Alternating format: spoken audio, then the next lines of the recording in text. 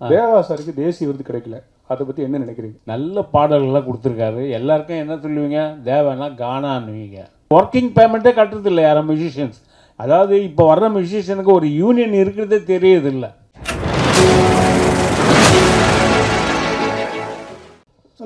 நார்மலாக ஃப்ரெண்ட்ஸுங்கெல்லாம் பேசினாவே நல்ல ஒரு ஸ்டோரியை சொன்னாவே ரீல் விடாத பேய் கதை விடுறேன்றாங்க. ஆமாம் சார். நீங்கள் படத்துக்கே பேய் கதைன்னு வச்சுருக்கீங்க, இதில் என்ன ரீல் சொல்ல போகிறீங்க? ரீலா இல்லை ரியலா?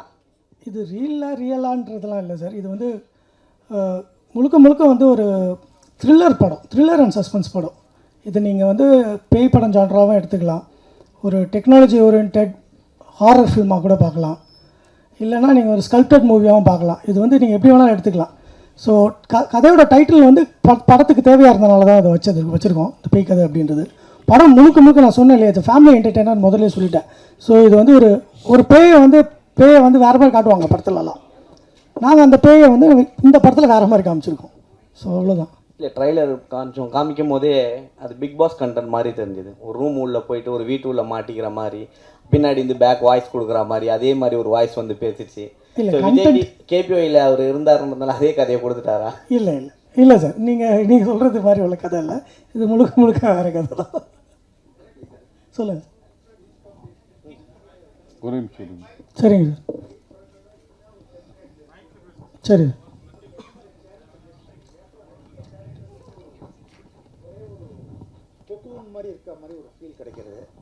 ஓகே.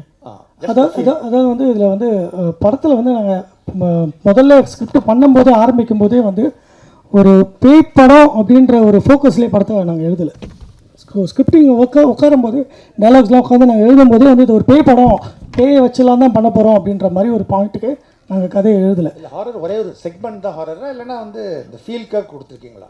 அது ஒரு ஃபீல்காக வர இதான் சார், உள்ள எலிமெண்ட் தான். இது வந்து படம் ஃபுல்லாகவே நீங்கள் வந்து ஸ்கோபிஃபைடாக எடுத்துக்கலாம். அதாவது எப்படின்னா படம் ஃபோக்கஸ் வந்து உங்களுக்கு ஃபுல்லாகவே த்ரில்லிங்காக தான் இருக்கும். நீங்கள் பார்க்கும்போது படத்தோட ஸ்டார்டிங்லேருந்து எண்டு போர்ஷன் வரைக்குமே த்ரில்லிங்காக தான் இருக்கும். பட் அதுக்குள்ளே என்ன எலமெண்ட் இருக்குன்றதை நீங்கள் படத்தில் பார்த்தீங்கன்னா தான் உங்களுக்கு தெரியும். சார், ஏதாவது காம்ப்ரமைஸ் பண்ண வேண்டியிருந்தா? சில இதுக்கு எல்லா ஆடியன்ஸும் கேட்டர் பண்ண வேண்டியிருக்கு. எங்கேயாவது ஒரு பிட் லூப் ஹோல்ஸ் ஏதாவது செட்ரேட் பண்ண வேண்டியிருந்தா? சார் கண்டிப்பாக சார். ஏன்னா காம்ப்ரமைஸ் இருக்கும், அதாவது வந்து பட் ஆனால் அதை வந்து எப்படி நம்ம அந்த காம்ப்ரமைஸை எப்படி நம்ம ஃபுல்ஃபில் பண்ணுறோன்னு ஒன்று இருக்குது இல்லையா. எல்லா இதுலேயுமே காம்ப்ரமைஸ் இருக்கும். நீங்கள் எல்லா செக்மெண்ட்ஸில் போகும்போது நம்ம ஒன்று யோசிக்கும் போது அந்த இடத்துல ஒரு மைனர் காம்ப்ரமைஸ் இருக்கும். பட் அதை நான் ஃபுல்ஃபில் பண்ணியிருக்கேன் இந்த படத்தில். என்ன தான் அது காம்ப்ரமைஸாக இருந்தாலும் அதை எப்படி அதை கரெக்டாக கொண்டு வரணுன்றதை ஜஸ்டிஃபை பண்ணியிருக்கேன். ஃபார் எக்ஸாம்பிள், இப்போ நாங்கள் நிறைய படங்கள் அனிமேஷன் போர்ஷன்ஸ்லாம் வந்து அனிமேஷனை வேறு மாதிரி ஒரு பாயிண்ட் ஆஃப் வியூவில் தான் இருக்கும். அதாவது ரொம்ப பிரம்மாண்டம், ரொம்ப அனிமேஷன்னாலே அப்படி தான் நான் பார்க்குறோம் இல்லையா, பிரம்மாண்டம், அதில் நிறைய வருஷம் ஒர்க் பண்ணுறாங்க, அதோட போர்ட்ரேஷன்ஸ் வேறு மாதிரி இருக்குது. நாங்கள் வந்து விஆர் டெக்னாலஜி, இப்போ குழந்தைங்களாம் விஆர் போட்டுட்டு விளையாடுறாங்க இல்லையா, சும்மா கண்ணில் மாட்டிப்பாங்க, அவங்க போவாங்க, திடீர்னு பார்த்தா டமால் விழுகிற மாதிரி அவங்க நடிச்சுப்பாங்க. ஏன்னா உள்ளே நடக்கிறது என்னன்னு தெரியாது, பட் உள்ளே வந்து அவங்க விஷுவலைஸ் பண்ணிக்கிறாங்க. அந்த விஷுவலைஸ் எஃபெக்ட்ஸை கொஞ்சம் இதில் யூஸ் பண்ணியிருக்கோம். ஸோ இந்த மாதிரி ஏரியாஸில் கொஞ்சம் சில ஏரியாங்களை நாங்கள் காம்ப்ரமைஸ் பண்ண வேண்டியது. ஆனால் டெக்னாலஜி ஓரியன்டாக போகும்போது, இப்போ அன்ரியல் இன்ஜின் அந்த மாதிரி டெக்னாலஜிலாம் போகும்போது அதில் சில விஷயம் காம்ப்ரமைஸ் பண்ண வேண்டியது. பட் அதை நாங்கள் ஃபுல்ஃபில் பண்ணிட்டோம். ஏன்னா கதைக்குள்ளே வரும்போது அதை நாங்கள் ஃபுல்ஃபில் பண்ணிட்டோம். Thank you sir. Thank you sir. Sabesh sir, நீங்கள் தேவா சார் ஃபேமிலிலேருந்து வந்திருக்கீங்க. தம்பி வந்து வந்திருக்காரு, ஸ்ரீகாந்த் தேவா. எங்களுக்கு ஒரு ஆதங்கம் இருக்குது. 400 படத்துக்கு மேலே தேவா சார் இசையமைத்திருக்காரு. ஆமாம், நிறைய மக்கள் ரீச் ஆகிருக்காரு. ஸ்ரீகாந்த் தேவா சார் கூட அந்த கருவறை படத்துக்கு தேசிய விருது வாங்கியிருக்காரு. தேவா சாருக்கு தேசிய விருது கிடைக்கல, அதை பற்றி என்ன நினைக்கிறீங்க? கஷ்டமாக தான் இருக்குது. ஆமாம், எவ்வளோ நல்ல படங்கள்லாம் பண்ணியிருக்காரு, நல்ல பாடல்கள்லாம் கொடுத்துருக்காரு. எல்லாருக்கும் என்ன சொல்லுவீங்க, தேவைன்னா கானான்னுவீங்க. அது கிடையாது. ஒரு படத்தில் ஒரு பாட்டு இருக்கும் அந்த மாதிரி. ஆனால் மற்ற 5 பாட்டும் மெலடி சாங் இருக்கும், அதை நீங்கள் கேட்டிருக்கலாம். ஆனால் அது என்னமோ தெரியல, அவருக்கு இதுக்கு கிடைச்சிருக்க வேண்டியது. அந்த என்ன பண்ணாது, நலம் நலம் அறியாவல், காதல் கோட்டைக்கு கிடைச்சிருக்கணும். பட் அது மிஸ் ஆயிடுச்சு. பரவாயில்ல, அதனால ஒன்றும் நமக்கு வருத்தம்லாம் கிடையாது. தேவா வாங்கினாருன்னா அண்ணன் வாங்கலைன்னா இந்த பையன் வாங்கிட்டார் இல்லையா, அது போதாதான் நமக்கு இல்லையா. Thank you sir. டைரக்ட் சார், இது வந்து பயமாக இருக்குமா இல்லை காமெடியாக இருக்குமா? காமெடி கலந்த பயமாக இருக்கும் சார். ஏன்னா பயம் இருக்குது கண்டிப்பாக, சில ஸ்பாட்ஸில் பயம் இருக்குது நிறைய. அதான் சொன்னேன் இல்லையா, ஒரு செக்மெண்ட் பண்ணியிருக்கோம், ஒரு லேயர்ஸ் பண்ணியிருக்கோம். படம் ஸ்டார்டிங்லேருந்தே ஒரு லேயர்ஸ் பண்ணியிருக்கோம். ஒரு லேயர்ஸுமே உங்களை வந்து கன்ஃபியூஷன்லேயே கொண்டு போகும். அந்த மாதிரி உள்ள படம். அதில் சில இடத்துல நீங்கள் கண்டிப்பாக பயப்படுற எலமெண்ட்ஸும் இருக்குது. அந்த பயன்றதை நான் தான் சொன்னேன் இல்லையா, இப்போ குழந்தை பார்க்கும்போது பயப்படுற அந்த பயம், அந்த ஸ்கேரி பயம்லாம் கிடையாது. அதான் நான் சொன்னேன், ரத்தம் கிடையாது, அறுத்து போடுறது கிடையாது, கைக்கு ஏதோ பிச்சு கிடக்கிறது கிடையாது, இல்லை உங்களை சவுண்டை வச்சு டமான்னு உங்களை பயன்படுத்த கிடையாது. பட் சில இடத்துல அந்த ஸ்பாட்ஸ் வச்சுருக்கோம். அது நான் இப்போ சொல்ல முடியாது, படத்தில் பார்த்தீங்கன்னா அந்த ஸ்பாட்ஸ் உங்களுக்கு புரியும். மியூசிக் டைரக்டர் சார், சார் இதில் உங்களுக்கு இசையமைக்கும் போது உள்ள சவால்கள் எப்படின்னு சார்? ஆக்சுவலி இதில் இருக்க சவால்லாம் ஒன்றுமே பெருசாக இல்லை. ஏன்னா நானும் அவனும் மியூசிக்கில் ரொம்ப ட்ராவல் பண்ணியிருக்கோம்.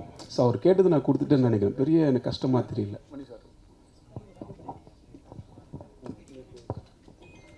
டைரக்டர் சார், ஒவ்வொரு முறை பேசும்போதும் 2-3 பேர் பேசும்போது இங்கே குடும்ப கதை அப்படின்னு சொல்லிட்டு சொன்னீங்க. பட் பேய் கதைன்னு எதுக்கு டைட்டில் வச்சிங்க? அப்போ குடும்ப கதை வேறு எதனா டைட்டில் வச்சுருந்தீங்களா? பேய் கதைன்னு 2வது டைட்டிலாக எப்படி சார்? இல்லை சார், இப்போ நீங்கள் ஒரு பேய்ன்ற ஒரு ஜான்ரில் ஒரு படம் பண்ணும்போது இந்த டைட்டில் கரெக்டான கதை தானே. இது வந்து ஃபேமிலிக்காகன்றதுக்காக உள்ள பேய் கதைன்னு வைக்கல, அந்த மாதிரி ஒரு பாயிண்டில் எதுவுமே வைக்கல, அது அப்படி யோசிக்கல. இந்த பேய் ஜான்டர் தான், இது வந்து பேய் ஜான்டர் இருக்குது இந்த படத்தில். அப்படி ஒரு ஜான்டர் இருக்கும்போது நான் இந்த டைட்டில் எனக்கு அது ஆப்டாக இருக்கும் அப்படின்றது தான் முதல்ல எனக்கு தோணுச்சு. இந்த கதையை குடும்பத்தோடு வந்து பார்க்கலன்றதுனால அது குடும்பம் இருக்காரு. ஆமாம் சார், இல்லை பேய் கதையும் குடும்பத்தோடு பார்க்கலாமே. பேய் கதை குடும்பம் ஏன் சார்? இப்போ காஞ்சனா வந்துருந்தது, எத்தனையோ படங்கள் வந்திருக்கு, ஃபேமிலி ஆடியன்ஸ் தான் அதிகமாக போய் படம் பார்க்குறாங்க. கரெக்டுங்களா? முனி இதெல்லாம் அந்த சீசன் அந்த ஃபுல்லாகவே இப்போ டிடி ரிட்டர்ன்ஸ் வந்தது, அதுவும் போய் ஃபேமிலியாக தான் உட்காந்து படம் பார்க்குறாங்க இல்லையா? பேய் படங்கள் எல்லாரும் பார்க்குற ஒரு செக்மெண்ட் தான். அது நம்ம எப்படி காட்டுறோன்றது. நான் இப்போ வந்து ஹாரிஃபைடாக அதை காமிச்சேன்னா எனக்கு கண்டிப்பாக சென்சாரில் வரும்போது உங்களுக்கு அது தெரியும் இல்லையா? அவ்வளோ ஹாரிஃபைக்காக இருந்ததுன்னா படம் அது வேறு கேட்டகரியில் போயிடும். சபேஷ் சார், சார் இப்போ வந்து மியூசிக் டைரக்டர் பூரா எல்லோரும் மொத்தமாக குத்தகை எடுத்துடுறாங்க. எடுத்துகிட்டு 15 கோடி 20 கோடின்னு ஸ்டார்ட் பண்ணிட்டு இன்ஸ்ட்ருமெண்ட் ஆளுங்களுக்கு வேலையே கொடுக்கறதில்ல. உங்கள் யூனியன் அதுக்காக என்ன செஞ்சுக்கிட்டு இருக்கு சார்? நான் வந்து யூனியனில் பிரசிடெண்ட்டாக இருக்கேன். அதனால தான் கேட்குறேன் சார். செக்ரட்டரி முரளி. ஆமாம் சார். எவ்வளவோ நாங்கள் சொல்லி தான் பார்க்குறோம். ஒரு 50% தொழிலாக ரொம்ப கஷ்டப்பட்டுக்கிட்டு இருக்காங்க சார். அது வந்து ஏன்னா பார்த்தீங்கன்னா இப்போது இருக்கிறவங்கெல்லாம் வந்து உதவித்தொகை கேட்டு வராங்க.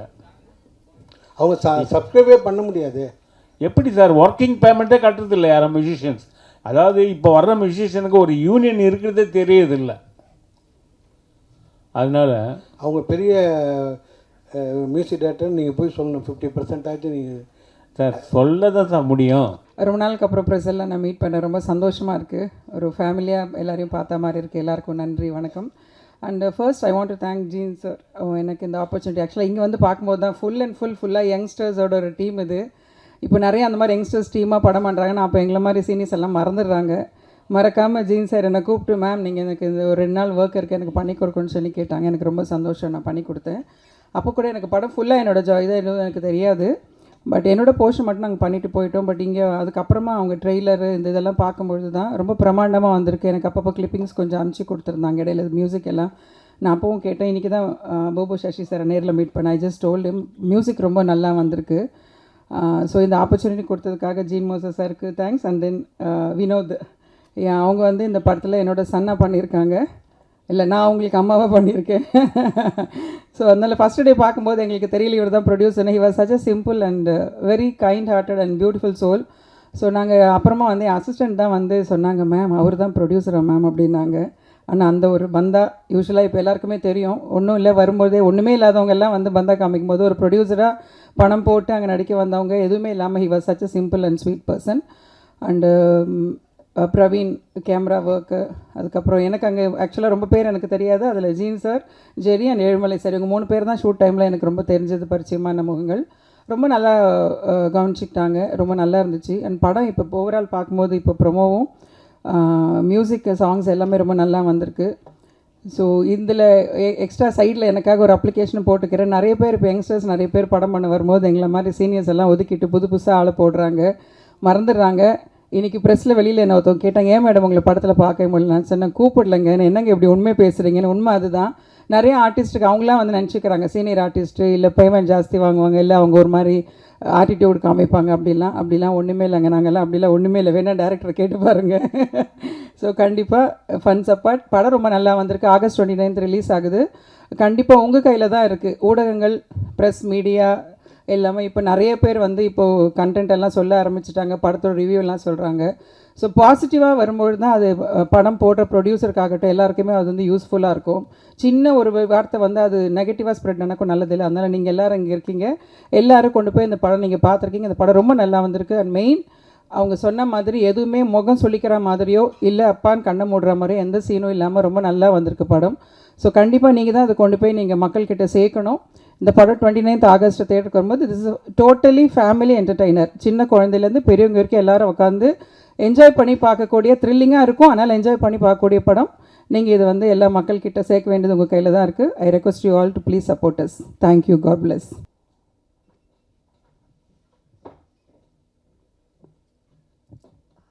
எல்லாருக்கும் வணக்கம். ஆக்சுவலி இதுதான் என்னோட டெபியூ மூவி.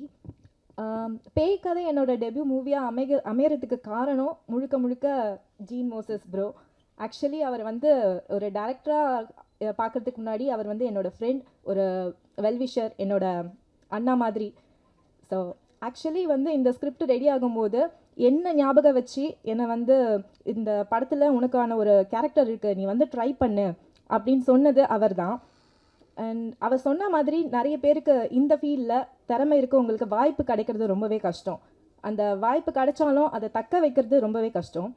அண்டு அந்த மாதிரி ஒரு திறமையை கண்டெடுத்து நீ பண்ணு, நீ ட்ரை பண்ணு அப்படின்னு சொல்கிறதுக்கு சில பேரால் தான் முடியும்.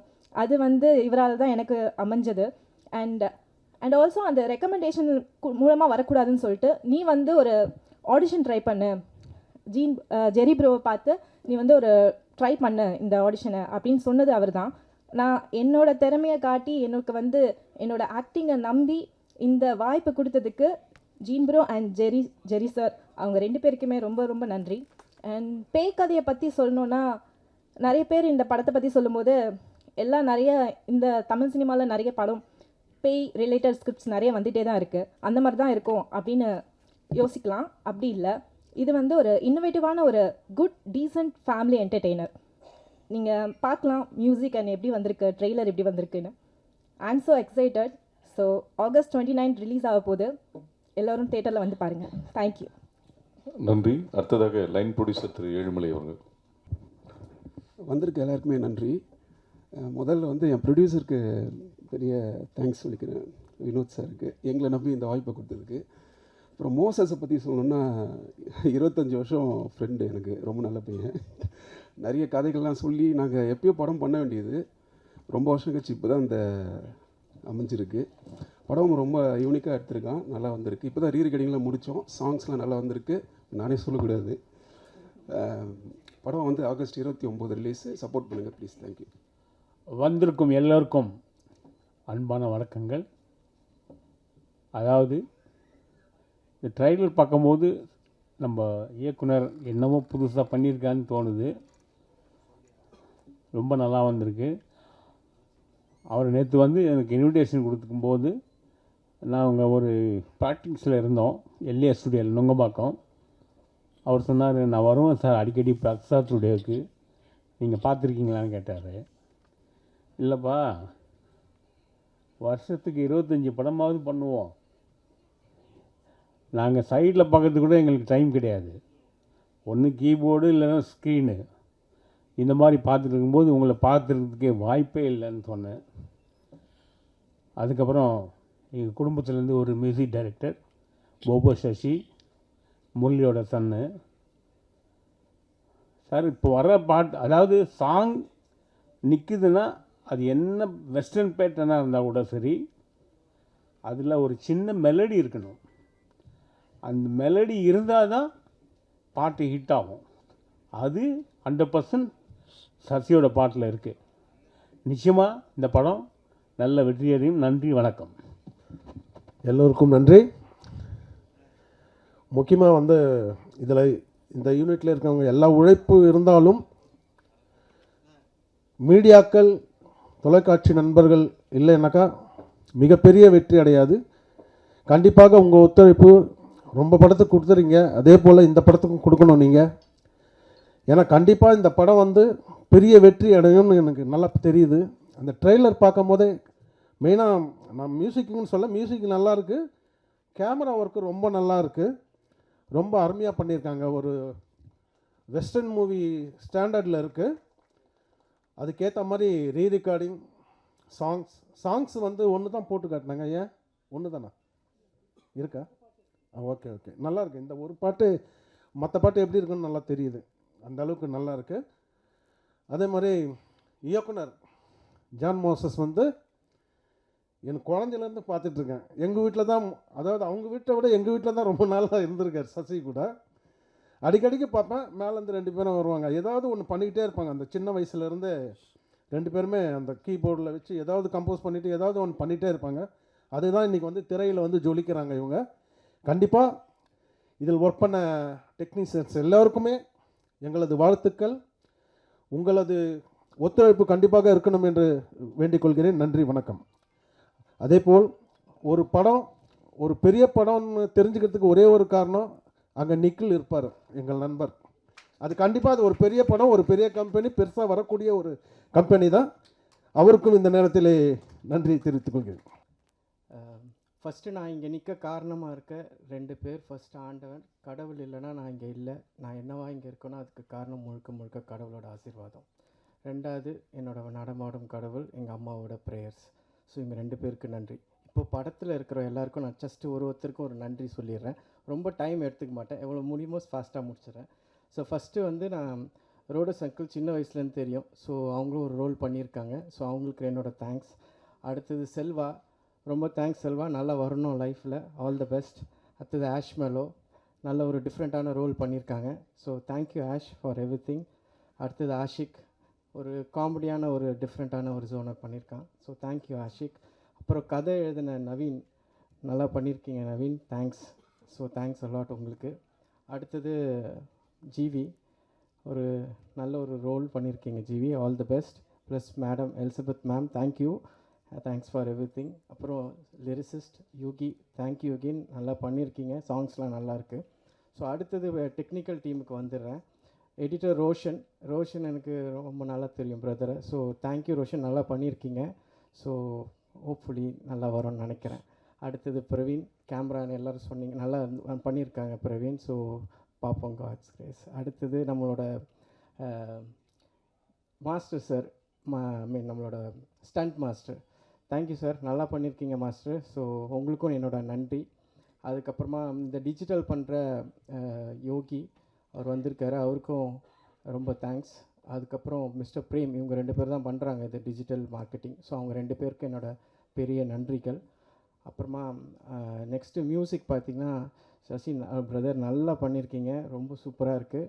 அநேகமாக நம்ம ட்ராவல் பண்ணுவோன்னு ஆசைப்பட்றேன், சரியா? So thank you. அடுத்தது சபீஷ் சார், முரளி சார், நான் உங்களோட ஃபேன். எப்படின்னா வாலி படத்தோட ட்ரெய்லர், ரீ ரெக்கார்டிங்லாம் நீங்கள் தான் பண்ணியிருக்கீங்க. அப்போத்துலேருந்தே எனக்கு பிடிக்கும், ஃபஸ்ட் டைம் நான் பார்க்குறேன். ஸோ தேங்க்ஸ், உங்களோட பிளெஸ்ஸிங்ஸ் வேணும் எங்களுக்கு, வந்ததுக்கு ரொம்ப நன்றி. அடுத்ததாக நம்மளோட தேனாண்டால் சார், நம்மளோட சுரேஷ் சார், ரொம்ப தேங்க்ஸ் சார். நம்ம பயணிப்போம் கண்டிப்பாக, ரொம்ப நன்றி இதை எடுத்து பண்ணுறதுக்காக. நம்ம ஒரு ஃப்ரெண்ட்ஸ் ஆகிட்டோம் இப்போ ரொம்ப க்ளோஸாக. ஸோ நல்லபடியாக பண்ணி கொடுங்க சார். ஸோ அதையும் கேட்டுக்கிறேன், சரிங்களா? அடுத்தது வேறு யாரை விட்டால் நம்மளோட ஏழுமலை, ஒரு படத்துக்கு ஆக்சுவலாக பார்த்திங்கன்னா ஒரு ப்ரொடியூசராக இருக்கும்போது என்ன நடக்குது, என்ன ஸ்பெண்ட் ஆகுதுன்றது ஒரு என்ன சொல்கிறது லைன் ப்ரொடியூசர் கையில் தான் இருக்கும். ஸோ இதில் எனக்கு வந்து ஒரு ஃபுல் அண்ட் ஃபுல் எல்லாத்தையும் எடுத்து பார்த்து, நான் எப்படி அங்கே நின்று பண்ணுவேனோ அந்த மாதிரி எடுத்து பண்ணியிருக்காரு. ஸோ அதனால தான் இது காஸ்ட் ஓரளவுக்கு இதுவாக இருக்குது. ஸோ அதனால் தேங்க்யூ ஏழுமலை, உங்களோட சப்போர்ட்டுக்கு, சரிங்களா? அடுத்தது நம்மளோட டைரக்டர், அவர் ஆக்சுவலாக என்னோடய ஃப்ரெண்டு தான், வேறு பிஸ்னஸோட இதுக்கு அவர் இது பண்ணிகிட்ருக்காரு. ஸோ அதனால் அப்படியே எனக்கு பழக்கம். ஸோ இப்போ ஒரு நாள் நாங்கள் பேசிகிட்டு இருக்கும்போது நான் இந்த மாதிரி பண்ணணும் அப்படின்னு சொல்லிட்டு இருக்கும்போது, சரி நம்ம ஒன்று பண்ணலான்னு சொல்லி ஒரு ஒன்லைன் கொடுத்தாரு. அதுக்கப்புறம் அது அங்கேருந்து இங்கே டேக் ஆஃப் ஆகி இப்போ இந்த இடத்துக்கு வந்திருக்கு. ரொம்ப தேங்க்ஸ். உங்களுக்கும் உங்கள் ஃப்யூச்சருக்கும் ஆல் த பெஸ்ட். நல்லபடியாக இது வரும்னு. எப்போவும் சொல்லுவாங்க கடைசியாக தான் வந்தார் அப்படின்னு சொல்லி, அஜித் சார் ஒரு படத்தில் சொல்லியிருப்பார் மங்காத்தில், அதுபோல் கடைசியாக தான் வந்தார் நம்ம நிக்கில் சார். நிக்கில் சார் வந்து எனக்கு ஒரு பெரிய பேக் போன். ஏன்னா என்ன சொல்கிறது, நிக்கில் சார் உண்மையாக சொல்கிறேன், நான் ஒரு கார்ப்பரேட்டில் ஒரு 20-22 வருஷமாக இருக்கேன். அந்த கார்ப்பரேட்டில் என்ன கற்றுக்கிட்டேனோ அது இந்த ஒரு வருஷத்தில் நான் நிறையவே கற்றுக்கிட்டேன் சினிமாவில் இருந்து. ஸோ இந்த சினிமாவில் ஒரு 30 இயர்ஸ் ப்ளஸ் நின்று அவர் ஸ்டாண்ட் பண்ணியிருக்காருன்னா இது சாதாரண விஷயம் இல்லை. எல்லோரும் ஒரு கை தட்டலாம் அவருக்கு. So hats off to you sir. Hats off. உங்கள் சப்போர்ட் எப்போ எங்களுக்கு வேணும். நம்மளும் பயணிப்போம் சார், கண்டிப்பாக பயணிப்போம். கடைசியாக மீடியா, நீங்கள் இல்லைன்னா என்ன தான் பண்ணாலும் அது அந்த படம் எங்கேயுமே போகாது. ஸோ நான் என்ன சொல்லுவேன் அப்படின்னா, உங்களோட சப்போர்ட் வேணும். எவ்வளோ பேரை நீங்கள் நினச்சா இந்த அளவுக்கு கொண்டு வருவீங்க. ஸோ அந்த அளவுக்கு உங்களால் நிறைய ஸ்டார்ஸ் இருக்கிறதுக்கு காரணம் எல்லாம் உங்களால் தான். ஸோ என்னையும் கொஞ்சம் உங்கள் வீட்டு பையனாக நினச்சி உங்கள் ஒரு தம்பியாவோ ஒரு அண்ணனாவோ பார்த்து கொஞ்சம் இது பண்ணி கொடுங்க. ஸோ உங்கள் சப்போர்ட் எனக்கு வேணும். இங்கே வந்தவங்க எல்லாருக்கும் நன்றி. உங்கள் டைம் எடுத்து இங்கே வந்ததுக்கு ரொம்ப ரொம்ப நன்றி. எங்கள் அம்மா அப்பா தங்கச்சி எல்லாம் வந்திருக்காங்க. அவங்களுக்கும் என்னோட தங்கச்சி என் பிரதரெல்லாம் வந்திருக்காரு. ஸோ இங்கே எல்லாருக்கும் ரொம்ப ரொம்ப ரொம்ப நன்றி. படம் 29th ஆகஸ்ட் வருது. எல்லாரும் கொஞ்சம் முடிஞ்ச அளவுக்கு சப்போர்ட் பண்ணி கொஞ்சம் எங்களுக்கு ஹெல்ப் பண்ணுங்கள், சரிங்களா? வாழ்க தமிழ், வளர்க தமிழ், ஜெய் ஹிந்த்.